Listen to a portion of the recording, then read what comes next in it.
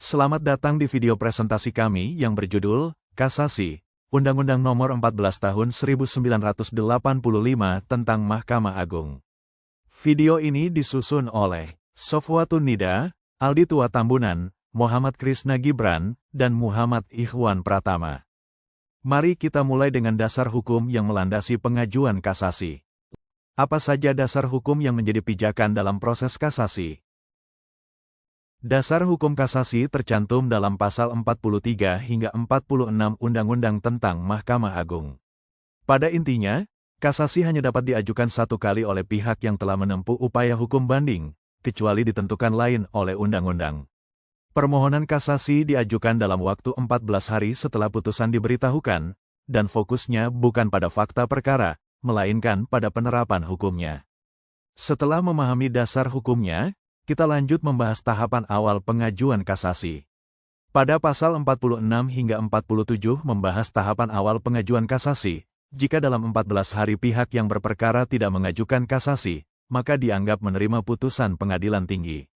Permohonan kasasi yang diajukan akan dicatat oleh panitera dan dibuatkan aktanya, lalu diberitahukan kepada pihak lawan dalam 7 hari.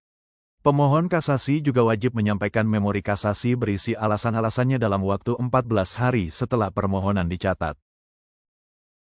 Lalu, bagaimana prosesnya setelah memori kasasi diserahkan ke pengadilan? Setelah memori kasasi diterima, panitera pengadilan tingkat pertama wajib memberi tanda terima dan menyampaikan salinannya kepada pihak lawan dalam 30 hari. Pihak lawan dapat mengajukan kontra memori kasasi dalam waktu 14 hari sejak menerima salinan tersebut. Selanjutnya, dalam waktu 30 hari, berkas perkara harus dikirim ke Mahkamah Agung, dan panitera akan mencatat serta memberi nomor dan ringkasan permohonan kasasi tersebut. Namun, apakah kasasi bisa dibatalkan setelah diajukan? Mari kita bahas lebih lanjut. Peraturan ini diatur dalam pasal 49 hingga pasal 50 ayat 2. Permohonan kasasi dapat dicabut sebelum Mahkamah Agung memutus perkara, namun tidak dapat diajukan kembali meskipun tenggat waktu belum habis. Jika pencabutan dilakukan sebelum berkas dikirim, maka berkas tidak diteruskan ke Mahkamah Agung. Dalam kondisi tertentu, MA dapat langsung mendengar keterangan para pihak atau saksi, atau meminta pengadilan tingkat pertama melakukannya. Jika MA membatalkan putusan sebelumnya dan memutus sendiri, maka digunakan hukum pembuktian yang berlaku di pengadilan tingkat pertama. Di samping itu, Mahkamah Agung juga memiliki wewenang khusus dalam menangani kasasi. Yuk kita bahas. Dalam pasal 51 hingga pasal 53, kita melihat kewenangan Mahkamah Agung yang lebih luas dalam penanganan perkara kasasi. Pasal 51 menyatakan bahwa Mahkamah Agung dapat memerintahkan pemeriksaan ulang oleh pengadilan yang berwenang atau memutus langsung perkaranya. Pasal 52 menjelaskan bahwa dalam memutus perkara, Mahkamah Agung tidak terikat pada alasan yang diajukan oleh pemohon. Artinya, MA dapat menggunakan alasan hukum lain yang dianggap lebih relevan. Selanjutnya, Pasal 53 mengatur tentang proses penyampaian putusan.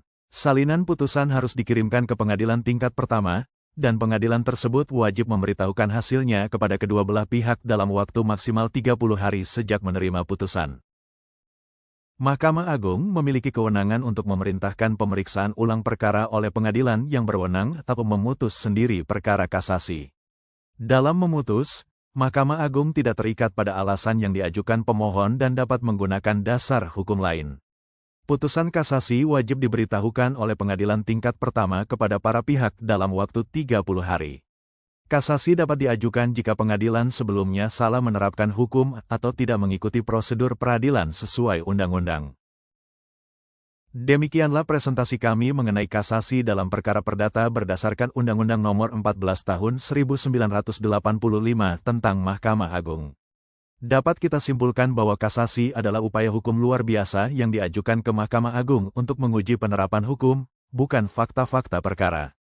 Prosedur kasasi memiliki tenggat waktu dan tahapan yang ketat, mulai dari pengajuan, memori dan kontra memori, hingga kewenangan Mahkamah Agung dalam memutus perkara.